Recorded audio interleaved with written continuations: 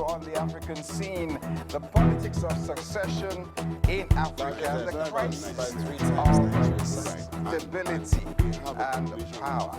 How critical is this? Police arrested 4 people for the violence in Johannesburg, while 8 others were arrested. Well, as the coronavirus or COVID-19 pandemic fuels more fear around the continent and across the globe, the questions are being asked as to why Africa, in spite of having the lowest figures, seems to have caved in or yielded to Western pressure to start clinical testing. Now, what are the implications of this move on the continent, despite the very actually bad experiences in the past with clinical testings, especially on the continent? These are the issues we will be delving on today's issue and looking critically into the facts and the science. I want to thank you for joining us on today's edition of The Agenda. My name is Henry Williams. Join me after the break for more. Don't go away.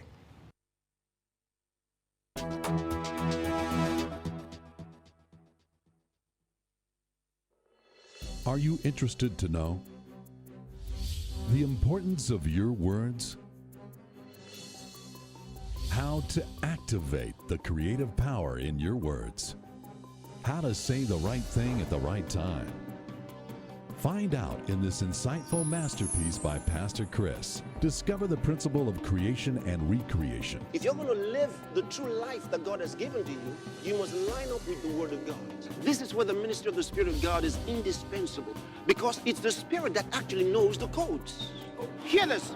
You can't just prophesy. So you're going to prophesy as He commands you. You need the code. God, I need the sound code. I need the sound code. Hallelujah. I need the sound code. Once you have the sound code and you give it, creation will respond to you. Glory to God.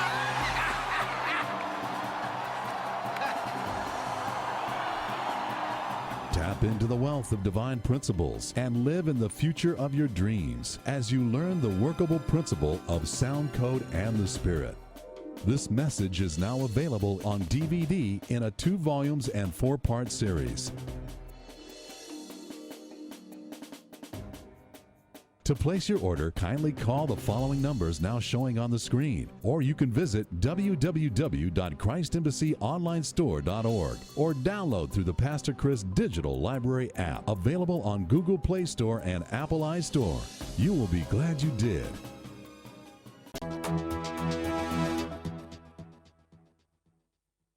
All right, welcome back. And I'd like to welcome you to another edition of The Agenda, where we talk Africa and African issues.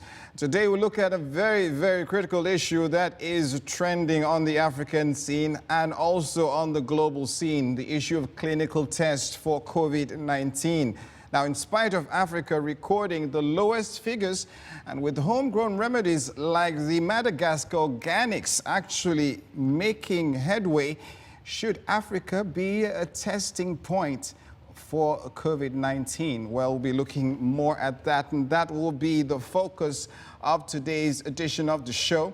While you're watching me, in case you just joined me, my name is Henry Williams, and don't forget that you can watch us on the go when you log on to our website at www.loveworldplus.tv or go to any of the online stores to download our app, Love World Plus. You can also watch us at the confines and comfort of your home using the strong decoder, and you can get all the instructions to do so and to actually get your dish on the right trajectory from our website I mentioned earlier.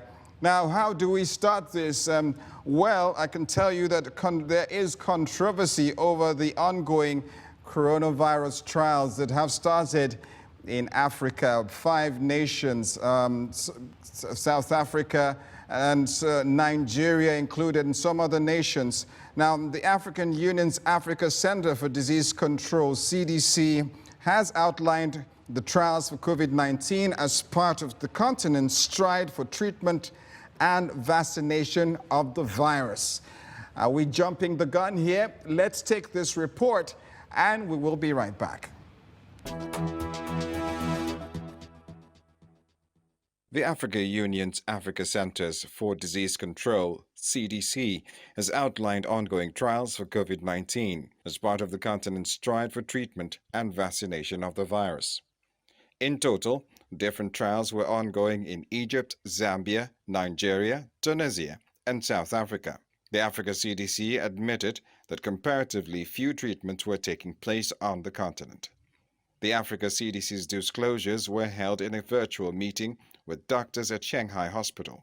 They wrote about the webinar for clinical care. It seems like the right thing to do to ensure that we can, combat this disease and get over it a lot faster. An expert, Dr. Taji Rajuddin, outlined the trials so far. At the moment, we have very small-scale manufacturing for clinical trials, and there's a big technical challenge to upscale from that to give very large numbers of doses.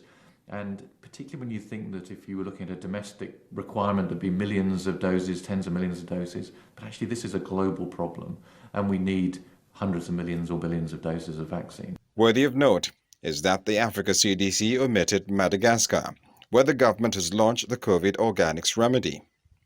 The mixture has not been scientifically approved. However, the WHO, buying to pressure, has offered to work with Madagascar to get it approved. In Nigeria, Governor of Lagos State Babajide Sanwo-Olu warned COVID-19 patients in its isolation and treatment centers against attacking doctors and other healthcare workers who are catering for their medical needs, a statement that has sparked debate and suspicion over the vaccine trials. As of May the 1st, all African countries except Lesotho had reported positive cases of the virus. Africa's tally stood at over 38,000, with 1,634 deaths, according to the Johns Hopkins University tallies. Africa had over 12,500 recoveries, which represents about a third of the confirmed cases.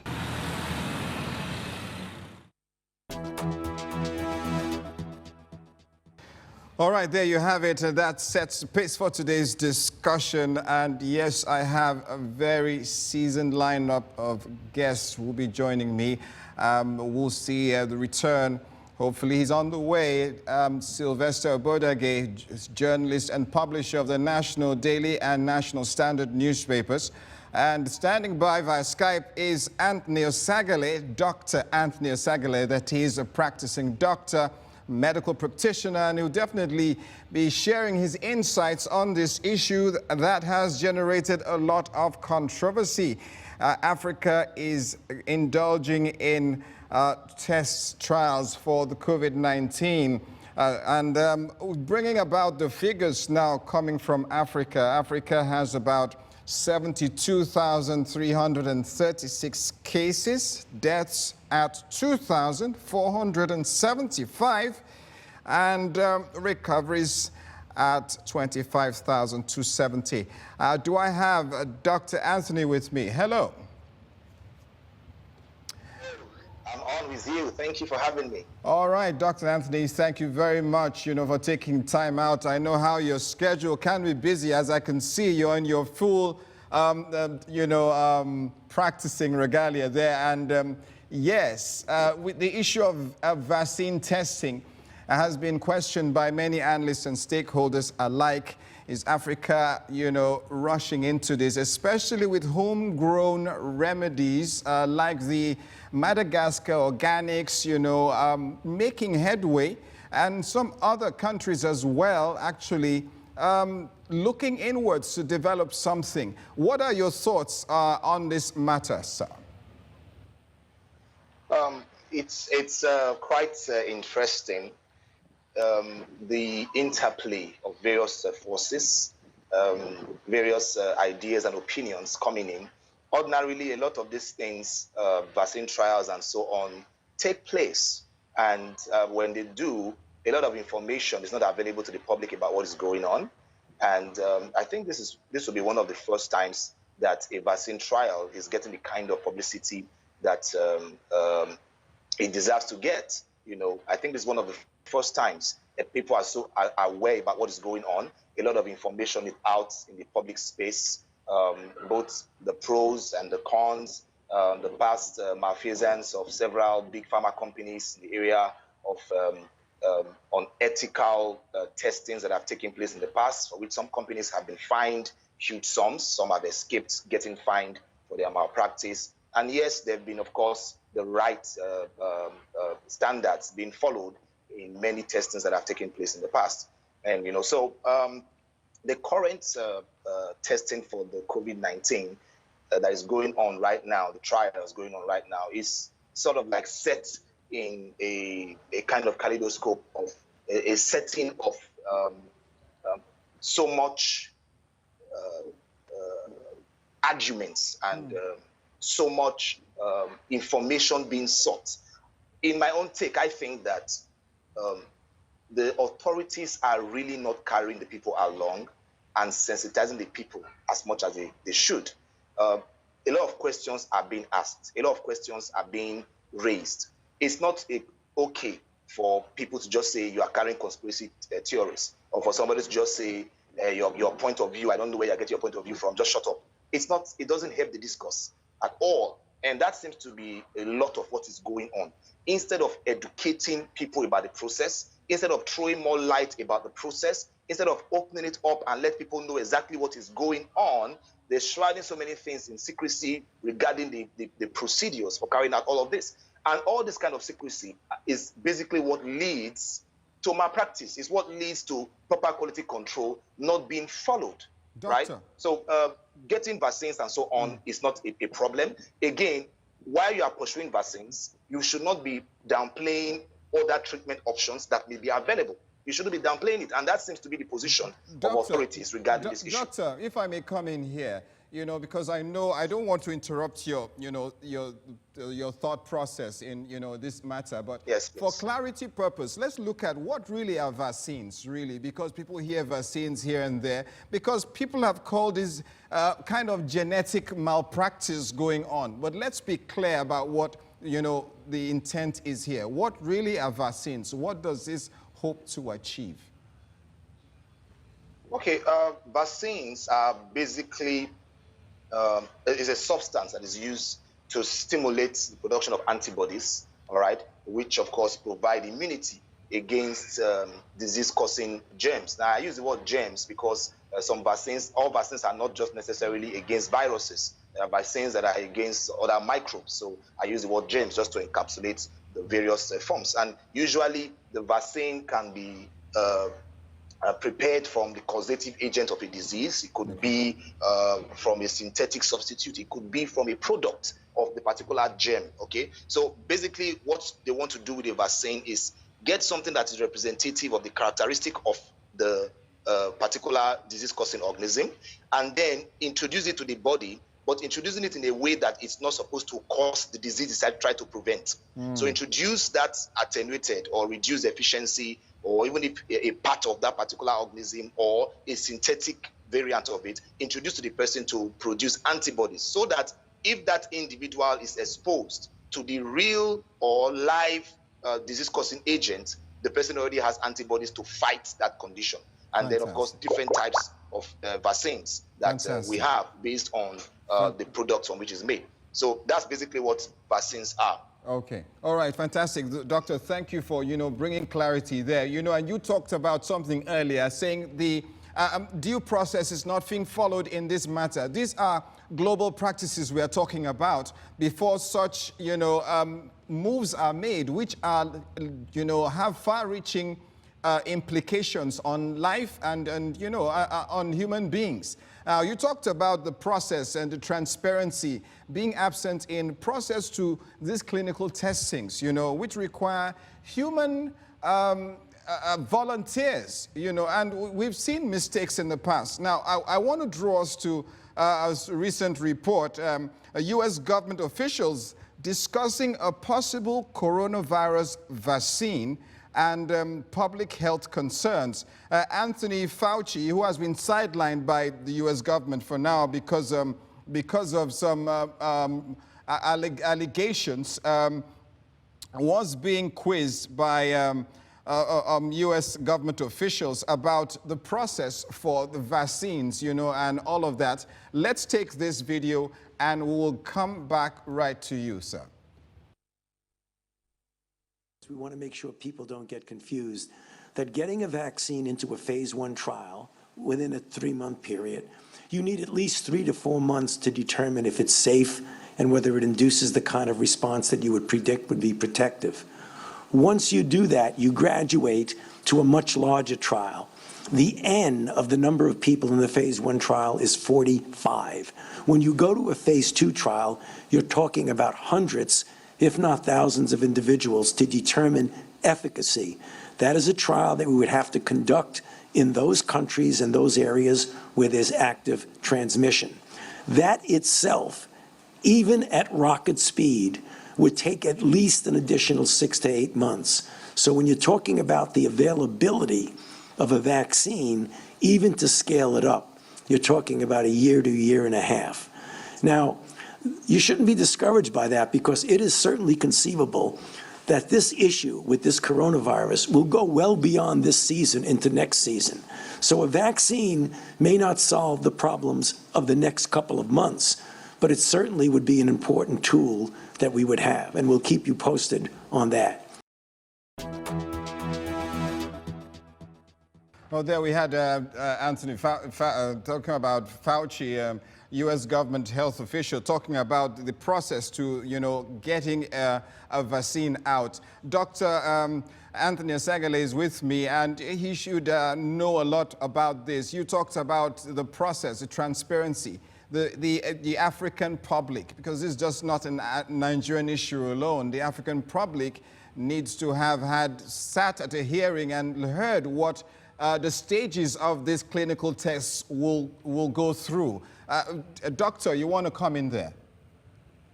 Okay, yes, I think it's important because I've been saying that desensitization is not very much out there the way it should be. And this particular platform definitely will be seen by a lot of citizens across the globe. And I think it would be nice to actually briefly go through the process in the development of new vaccines. That when we're talking, nobody thinks that, we're just picking up things from the air. It's the process that is standardized, that's, even from the Center of Disease Control and Prevention in the United States. So in developing a vaccine, if I may go ahead with this. Please go ahead. Please go ahead, doctor.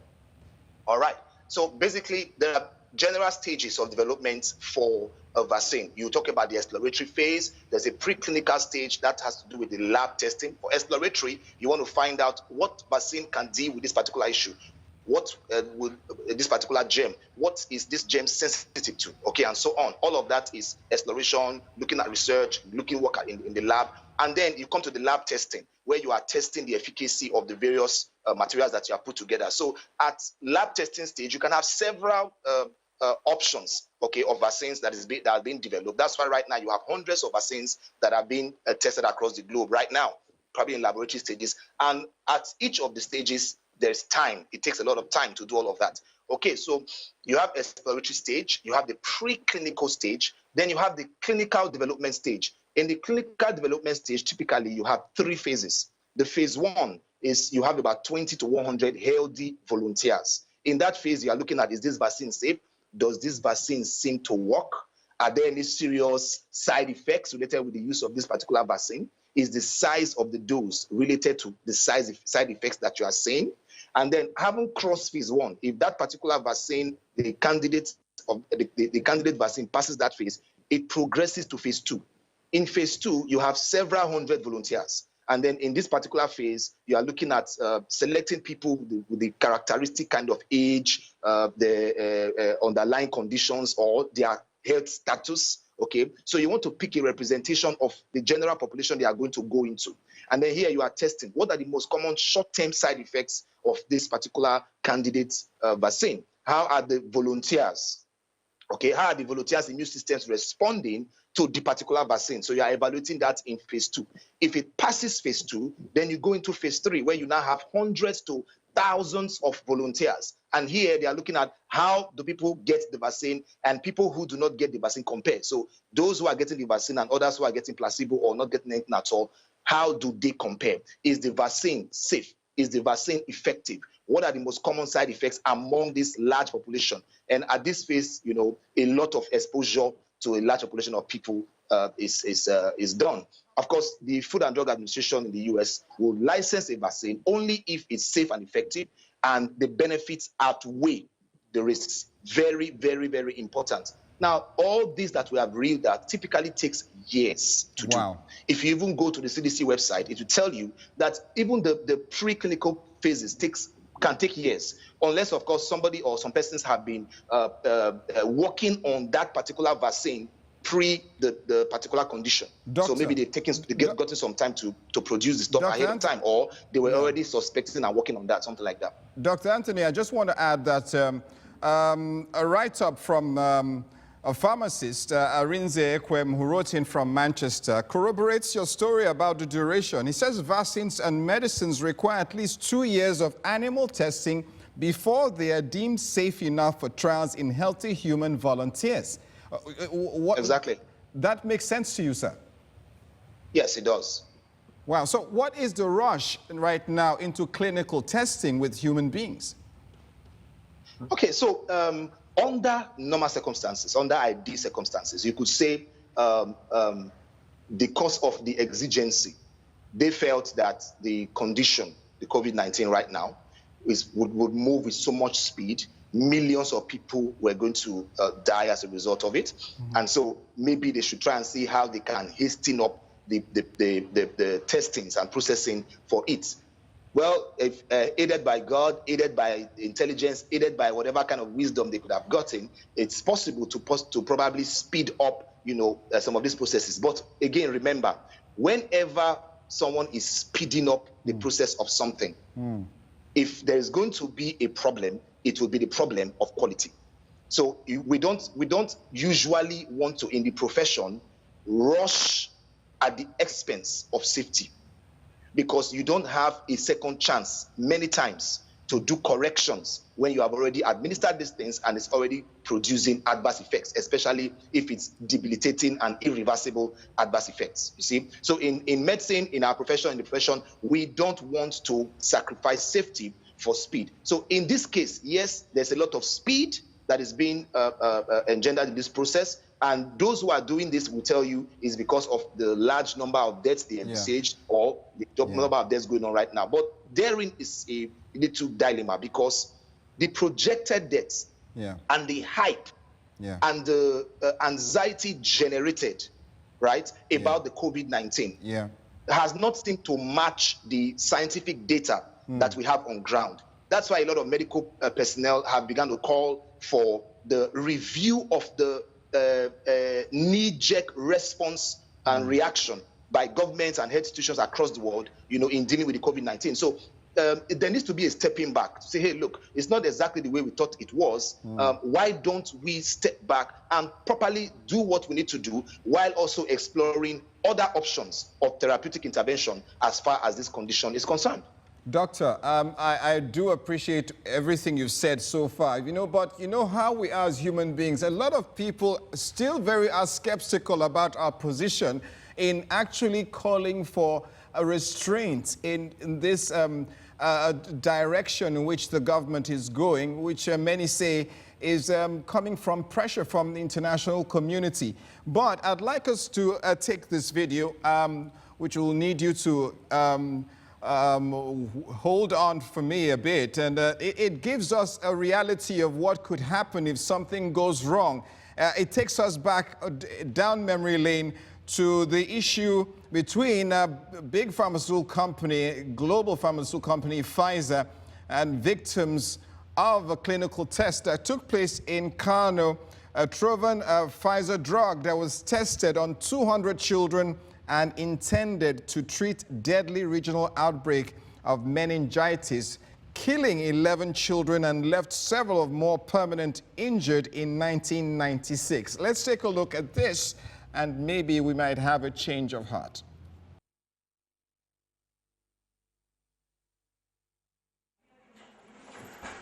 The last hurdle of a decade-long compensation claim battle. 17-year-old Shamsu undergoes a DNA test to prove he's a victim of a failed drug trial by the pharmaceutical company Pfizer that happened 15 years ago in Kano State, Nigeria. 11 children were killed and several more injured when Pfizer tested out a drug called Trovan on 200 children. The drug was supposed to treat a deadly regional outbreak of meningitis. Pfizer agreed to pay $75 million in compensation in 2009, but they introduced DNA testing as part of the process for qualifying for the payment. Back at home, survivors like Shamsu, who was crippled, and their families feel the DNA test is designed to deny them of the compensation money. Many say they've already provided Pfizer with documents proving their children were part of the trial. In the claimant form we filled, they stated clearly that only when we undergo a DNA test, they will pay the compensation. Pfizer, which denies all wrongdoing, even though it's agreed to pay out $75 million, says the DNA test is designed to guard against fraudulent claims. As we're talking, we've collected samples from 547 people, and only 200 people participated in the study. So what do? But many of the victims are poor and illiterate. They don't understand what DNA testing is and fear it's another attempt by Pfizer to make them guinea pigs in a new drug trial. Some victims abandoned their claims when DNA testing was introduced as a condition of receiving payment. The incident happened in 1996, and in 2009, 15 years later, the U.S. pharmaceutical company agreed to pay a paltry $75 million after the initial $7 billion demanded by the Nigerian government was dropped. Now, this is heartrending. Watching it brings me to tears. I just can barely compose myself at the implications of what happened. Those kids, for the rest of their lives, will never be the same again. And this is what we are looking at. Dr. Anthony, are you with me? I sure am with you. You know, trying to see the impact of what could go wrong is something that we can't just even fathom, right? Yes, as a matter of fact, that case is still very much burning, even though it's several years ago this took place. It's still very much burning in our memory, and it's a very, very strong reminder and warning to the medical profession, to governments across board, government officials, and also the pharmaceutical companies to note that whenever any drug is being tried, it should not be shrouded in secrecy. People who are involved with it, the volunteers, everyone should be well informed. There should be proper sensitization. It should be an open process. All of this will go a long way to remove malpractice, as we have seen in the past. That particular case with Pfizer coming to try out the failed Trojan, you know, in dealing with meningococcal infection. All right. Now, it was terrible. It was terrible. And several news media in the US actually carried this. Pfizer as a company, it is sad to say, Pfizer as a company, they brought in their officials and they did what they did because they felt that the Nigerian system of monitoring was porous. They came into the particular hospital. They didn't get the needed ethics approval. They didn't get the proper approval and consent from the parents of the children. They didn't get the buy-in of the medical personnel who were on ground. The medical personnel, when they were interviewed later on, said they didn't know what Pfizer was doing, that they were told that Pfizer came to do, you know, this humanitarian treatment. You know, they didn't tell them they were testing a new drug. All right, that's what those people said. So at the end of the day, when death started getting reported and a lot of side effects people started getting physical harm from the medication that had been tested on them, you know, there was going to be a fine of billions on Pfizer. Guess what? This particular company went into blackmail, paid off people to go and investigate the Attorney General of the Federation. I think it was Ian Kai or something that was the Attorney General at the time. And then miraculously, the payment sum dropped from the billions to that paltry $7 million that you talked about, dollars that you talked about earlier. You know, so, and this is something that has also been replicated in another European country by this same company. And this company is also in the forefront of producing this COVID-19 viral vaccine, producing this COVID-19 vaccine that they are also testing. Now, I am not aware if they are the ones doing this test right now in Africa, but they are involved in the production of this particular COVID-19 vaccine as well. So a company that has this kind of history, and this information is now in the public domain, I can tell you that in the northern part of Nigeria, a lot of people are very much anxious about receiving any sort of vaccination tests from these Western bodies because of the experience that they have had in the past, And Doctor, I think that, yes. Doctor, just to come in there, looking at these issues, trying to justify what we're doing is a very big issue because we look at the fatality rate of the coronavirus compared to malaria and other diseases, is it worth the rush, really? Okay, now, I've given a lot of thought to this. I've asked questions as well for my colleagues, not about this particular question, though. The difference between the COVID-19 and the malaria crisis, which is an ongoing crisis in Africa, is this. Now, the COVID-19 is highly infectious, and there's human-to-human transmission. Okay, the malaria parasite is not transmitted by human-to-human interaction. Okay. It's transmitted by, there has to be an intermediary picking it up and going out there.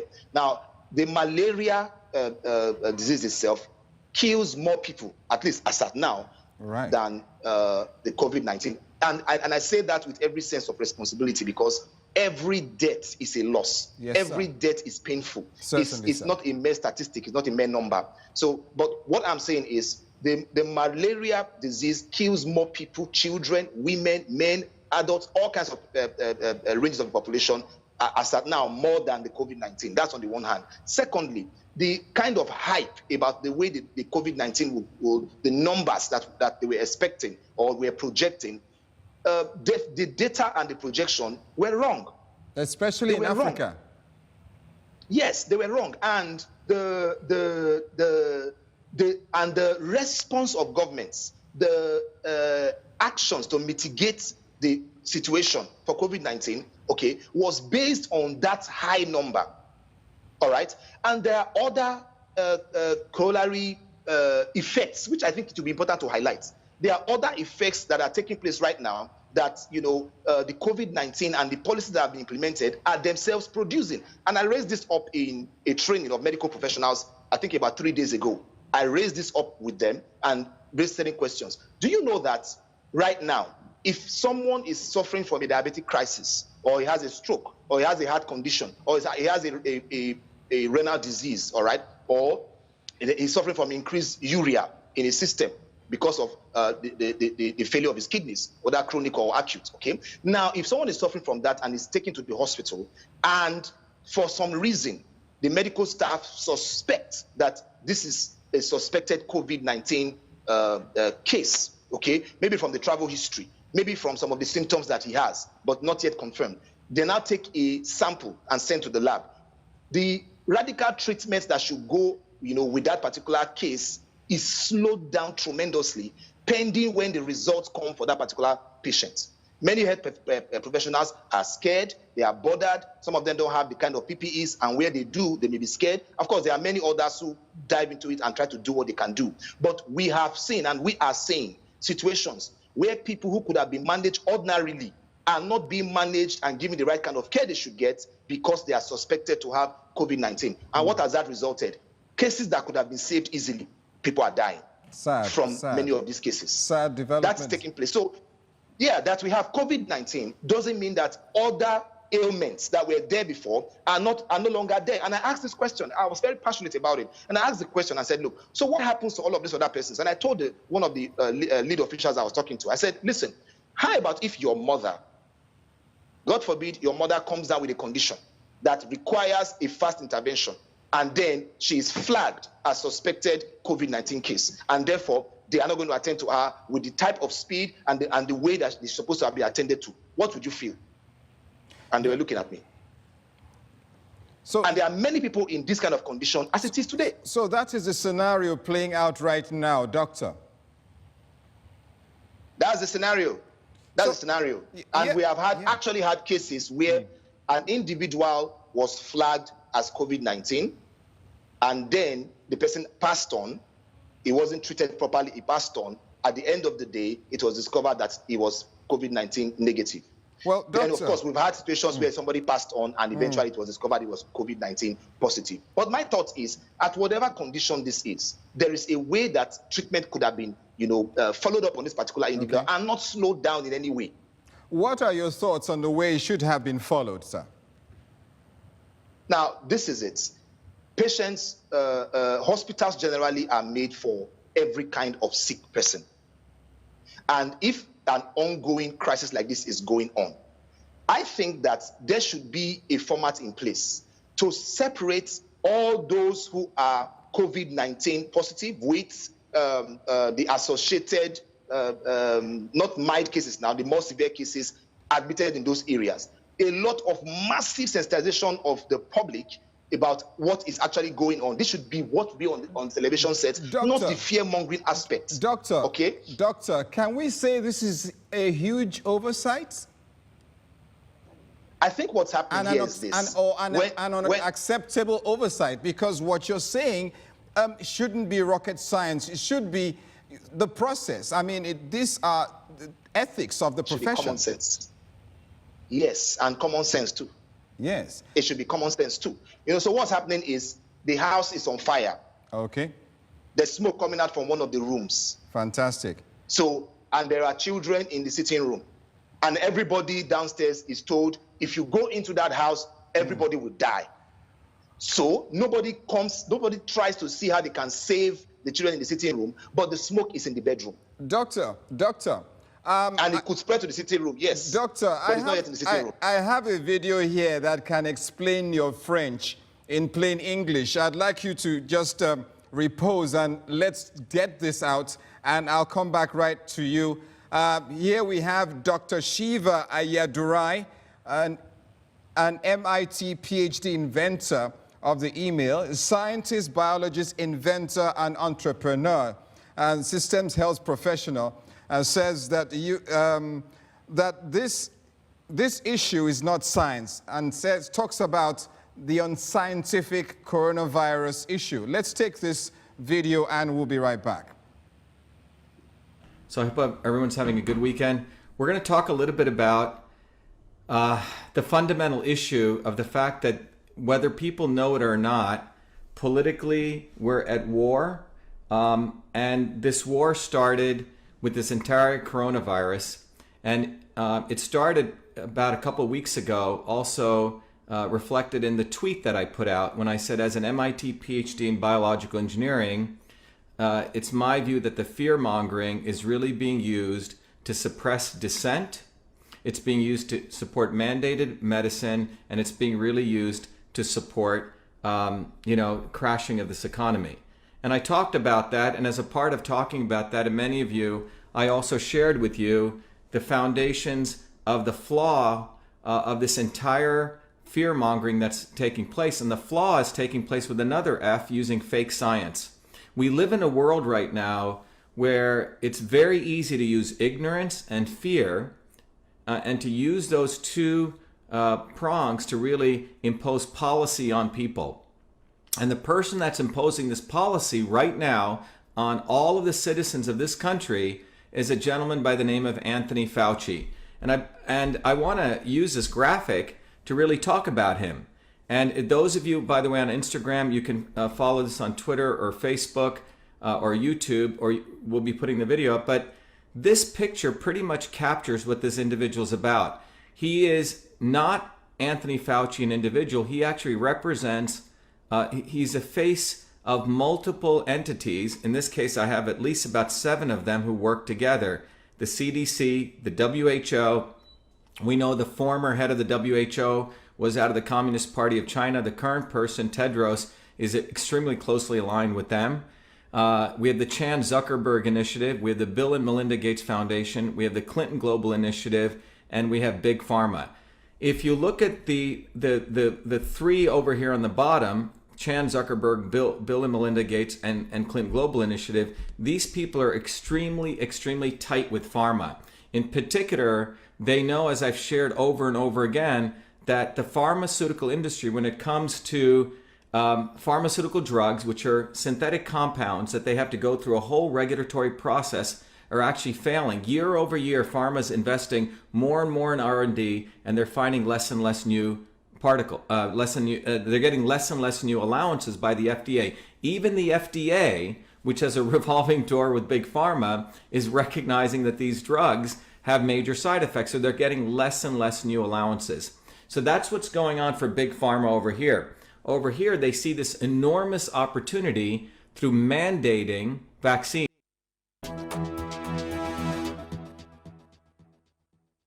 All right, there you have a doctor, what's his name again? Andrual Ayudai Shiva, talking about deep state actors actually working towards mandating vaccines. And I want to bring Dr. Anthony back in before we round off the show. Doctor, based on what we've heard so far, what we should be doing going forward? Okay, so with the scenario on ground, and if we are going to follow the data and follow the science, it's very clear that this idea that the only way to deal with this issue is through a vaccine is wrong. It's very, very clear. Okay? Now, there has to be a multi-pronged approach. We have to talking about treatments. We have to talking about treatment options. That has to be there. As much research should be going on into available treatments. There has to be testing and evaluation. If any country says, I have something that can work, okay? Globally, there should be this acceptance to say, let us take a look at that. Let's test that and see how it works. Just the same way they've accepted that, oh, there's a vaccine that is coming that they are going to use, a vaccine that has not completed trials. How do you know it's actually going to work? How do you know if it works, it's not going to have some adverse untoward side effects? So that same kind of open-mindedness to a vaccine should also be offered to other treatment options that are available. And while that is going on, I strongly suggest that governments at this time should start to take a looking at what is going on in their own countries, in their own states, and tailor their policies to the data that they have, and use a lot of common sense, and think and follow actual science in dealing with what has to be done, not just to follow a plan that seemed to have been prearranged from somewhere and just follow that plan without looking at situating it to the present condition in that particular locality.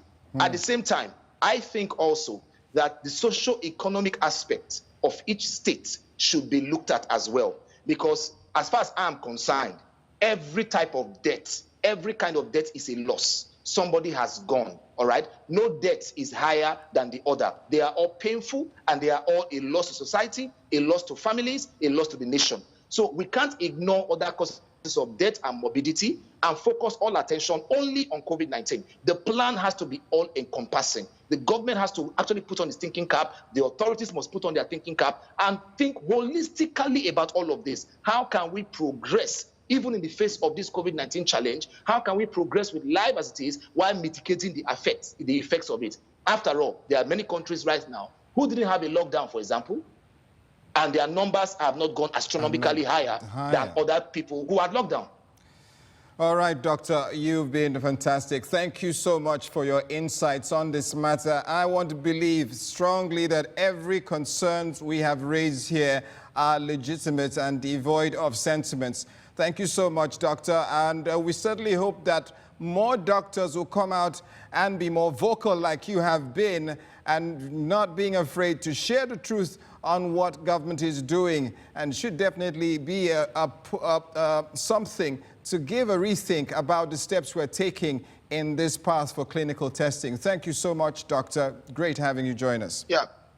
I really want to thank you too, and I want to thank Pastor Chris, my man of God, and our man of God, for stirring us to think and do research. And what he says, what I would say to everyone watching: do your research, study these things, find out, ask questions. At the end of the day, we are going to make the system better, and everything will get more standardized, and then safety will be enhanced. Do your research and actually ask questions where necessary. All right, fantastic. And there you have it, Dr. Anthony there. Joining us via Skype. And as we wind down on today's edition of the show, we hope that this has provoked some thought within you. If you have any reservations about everything we have said, then you definitely have the freedom to check, do research, check and see if we have been anyway biased. But that's the story on today's edition of the show. I would want to leave you with something to give you a thought, something to think about. And it comes from someone who is not in the political class. As my guest mentioned, Pastor Chris has been a driving force behind the awareness that has been actually been driven in the past month on the issue of the coronavirus pandemic. And as I leave you with this video, I want to tell you one thing, as I always do on the show, that only Africans can build Africa. And remember that you can watch us on the go on our website at www.loveworldplus.tv or download our app from any of the online stores, and it's Love World Plus. And remember, you can watch us at home as well using a strong decoder, and the directions will be on our website. My name is Henry Williams. That has been the size of today's edition of the show. Leave you with sound bites from this global influencer, apostle of our time, Pastor Chris, talking about vaccines and how it hasn't been actually certified for years in which people have been using it. And we'll be right back on another edition. Stay blessed.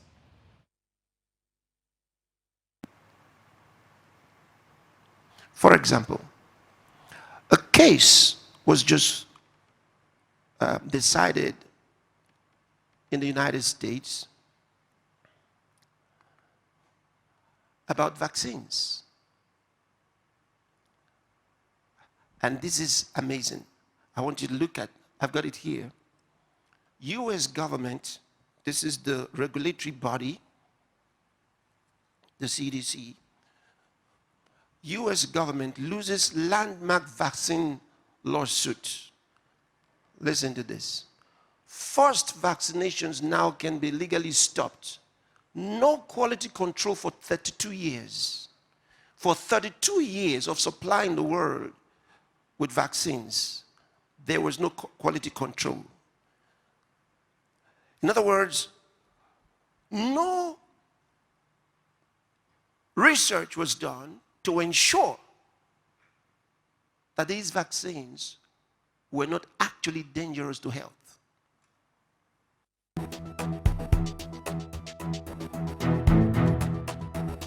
Issue on the African scene, the politics of succession in Africa, the crisis of stability and power. How critical is this? Police arrested 4 people for the violence in Johannesburg, while 8 others were arrested.